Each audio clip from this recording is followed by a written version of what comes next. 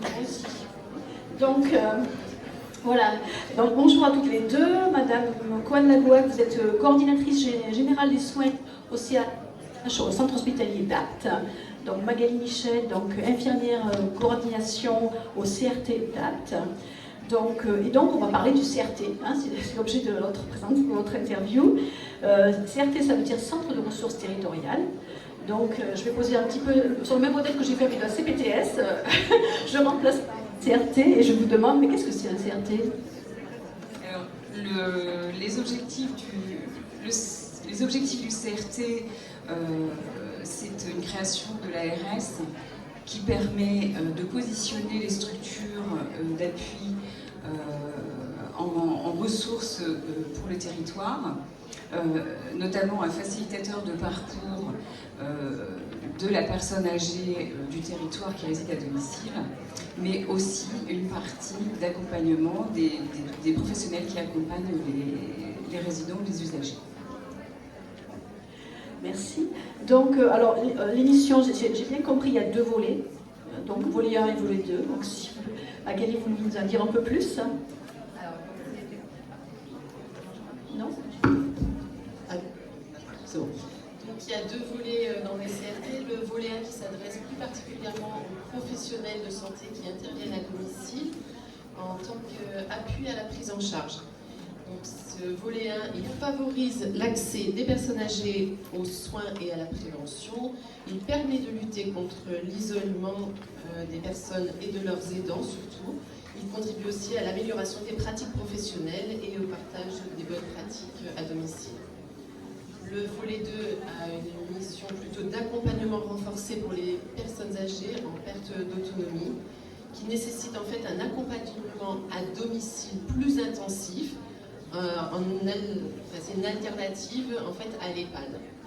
C'est bien pour ça que ce dispositif s'appelait avant EHPAD hors les murs et qu'il a été pérennisé et transformé par l'ARS en centre de ressources territoriales.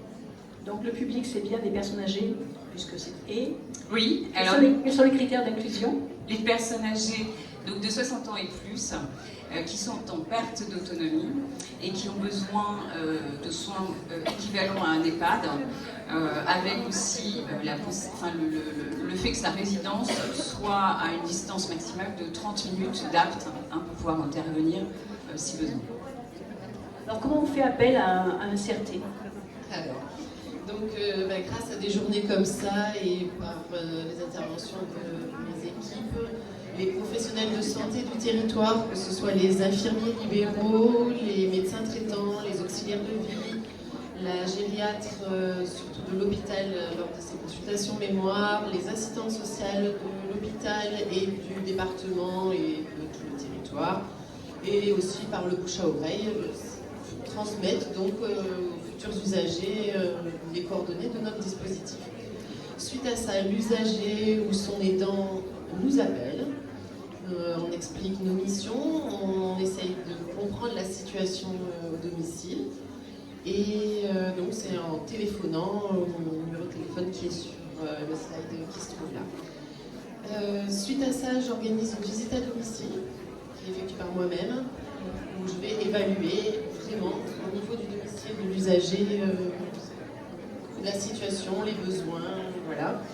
Ensuite, il y a on fait le lien avec tous les professionnels qui interviennent au domicile pour voir quelle est leur approche de la situation. On établit un dossier et il y a une commission d'admission avec notre médecin coordinateur, le docteur Gaël Delangue. Suite à cette commission, on donne notre avis positif ou négatif, bien sûr, sur la prise en charge. Et à partir de là, la machine se met en route et on fait un dossier administratif avec des signatures de contrat entre l'usager et nous. Suite à ça, il y a encore une visite à domicile avec mon infirmière, Aurélie Tessier, et où on va accompagner, mettre le plan d'aide à plat et l'adapter si besoin. Très bien, merci. Alors, on parle aussi de financement, bien sûr. Hein. Donc, comment le dispositif est-il financé? C'est l'ARS qui finance donc le CRT. On a une enveloppe annuelle qui est donnée au CHDAT et on renvoie des indicateurs qui sont demandés selon un cahier des charges et les budgets peuvent être réévalués en fonction de cet indicateur. Alors on l'a évoqué déjà un petit peu, donc pour le CRT d'Apt, quel est donc un petit peu d'historique, vous avez évoqué l'EHPAD hors les murs, donc... Voilà, donc la RSPACA a lancé un appel à projet en 2018 pour un dispositif, comme vous disiez, d'EHPAD hors les murs, à laquelle le centre hospitalier d'Apt a posé candidature et a été retenu. Et donc l'EHPAD hors les murs a été développé pendant 3 ans. Au terme de ces 3 ans, l'ARS a présenté un dispositif donc, de centre de ressources territoriales auquel nous avons fait bien sûr acte de candidature et nous avons eu la réponse à cette candidature en décembre 2022, ce qui nous a permis de mettre en place depuis 1 an.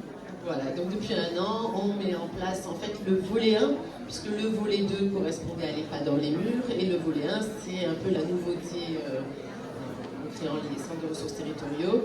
Et donc voilà, donc le volet 1, c'était pour les professionnels, je rappelle, c'était bien le cahier des charges, et le volet 2, qui était pour les usagers, qu'on a redéveloppé massivement au développement des CRT.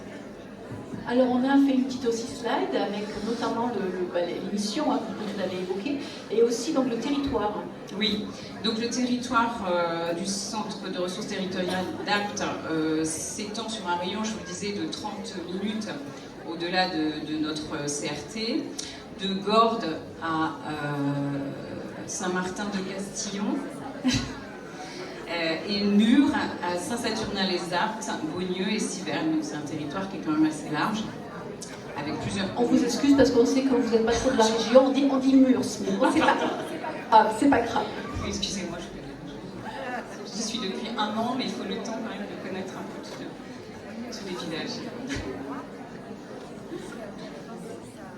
Voilà. Donc après, il y avait une question sur les professionnels qui composent l'équipe. Voilà, donc l'équipe est constituée d'une infirmière coordinatrice, qui est à côté de moi, d'une infirmière qui travaille en collaboration de jour, et on a aussi 3 NDE de nuit, pour les EHPAD hors les murs notamment. Il y a le médecin coordonnateur dont vous parliez tout à l'heure, le docteur Delangue, un temps d'ergothérapeute également pour intervenir auprès des usagers, et un temps de psychologue. Je me permets de rajouter l'aide-soignante, Jennifer, qui permet le temps de relayage en journée. C'est très important, effectivement. Donc, parlons maintenant des actions qui sont mises en place sur les 2 volets, puisque vous avez évoqué les 2 volets. Voilà, donc je parlerai tout d'abord du volet 1 qui s'adresse aux professionnels dans l'appui à la prise en charge. Donc ce qui a été mis en place très rapidement, c'est l'accompagnement par exemple à des consultations sur le CH d'Apt. On a plusieurs consultations avancées. Ça permet aux usagers de pouvoir en profiter et d'être accompagnés par les professionnels du CRT. Également un accès, on a mis en place un accès aux animations ou aux repas festifs par exemple de l'EHPAD de la Madeleine. Donc les usagers peuvent aussi y participer. Et nous avons travaillé sur vous avez travaillé sur une grille d'identification des fragilités de l'aidant, parce qu'on sait que c'est une difficulté vraiment majeure quand la personne reste à domicile, quand il y a un aidant, pour identifier justement et pouvoir mettre en place un projet adapté aux difficultés rencontrées par l'aidant. Et puis également, les usagers peuvent profiter des journées d'éducation ou de sensibilisation aux problématiques bucco-dentaires qui sont mises en place aussi sur notre EHPAD. Voilà pour les principales actions qui ont été mises en place. Ça, c'était pour le volet 1, donc pour les professionnels. Pour le volet 2 qui s'adresse vraiment aux usagers, donc je mets en vrac un peu tout ce qu'on a fait et mis en place. Il y a les interventions de l'ergothérapeute à domicile, notamment dans l'évaluation du risque de chute. Il y a une assistance toutes les nuits, de 18h à 6h, en fait, où des infirmiers de nuit peuvent être appelés par les usagers s'ils ont un souci de santé qui ne nécessite pas, bien sûr, l'intervention du 15, mais qui évite cette intervention du 15 si ce dispositif n'existait pas. Nous avons également la possibilité d'un hébergement temporaire d'urgence avec une chambre dédiée à l'EHPAD de la Madeleine. Dans le cas de répit de l'aidant, en cas d'hospitalisation en urgence de l'aidant, sur plusieurs situations. Donc la mutualisation des infirmiers de nuit des EHPAD qui existait déjà dans l'EHPAD dans les murs et qui a été réactivée. Donc en fait les infirmiers du CRT interviennent la nuit dans les EHPAD lorsqu'il y a besoin de continuité de soins ou s'il y a une chute nécessitant des soins infirmiers. On est bien d'accord, on ne remplace pas le SAMU. Nous de jour et de nuit au domicile. Alors la journée, c'est pour évaluer la situation. La nuit, ça permet de voir les angoisses nocturnes. Ça permet de faire aussi des repas thérapeutiques. On coordonne tous les intervenants au domicile, que ce soit les auxiliaires de vie, les associations qui sont en aide. On ne remplace pas ces aides existantes, juste on les coordonne pour être au plus près des besoins des usagers. On fait un suivi du parcours de soins, on peut éventuellement accompagner même les usagers lors de rendez-vous médicaux, quand il n'y a pas de famille, quand il n'y a pas de personnes qui puissent accompagner.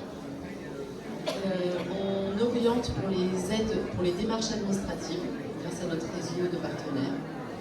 Et on a l'activité de notre aide-soignante qui est de relayage, c'est-à-dire lorsque les aidants ont besoin d'un peu de temps pour eux, ou ne serait-ce que pour pouvoir aller se soigner, prendre des rendez-vous médicaux pour eux, et à ce moment-là, nous avons ou l'infirmière ou l'aide-soignante de journée qui peut aller pendant 2-3 heures s'occuper de l'aider à domicile. Merci. Alors, pareil, même une remarque, excusez-moi, hein, mais ça fait beaucoup de bruit au fond. Si vous pouviez baisser un petit peu le volume, s'il vous plaît, ça serait vraiment super. S'il vous plaît, si vous pouviez un petit peu baisser le volume. Merci beaucoup. Pardon. Donc, oui, alors la file active.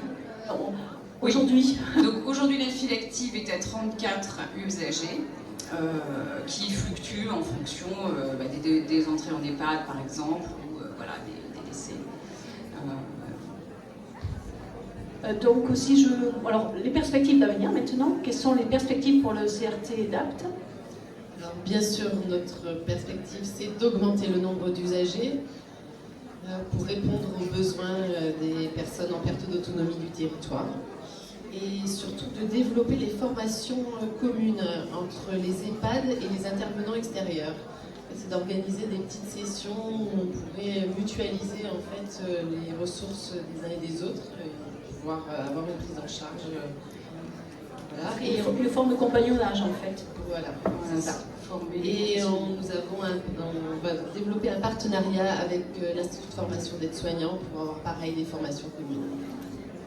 Alors donc en conclusion, c'est un petit peu la même question que pour la CPTS du Pays d'Apt, quel est le message que vous souhaitez passer aux professionnels du territoire?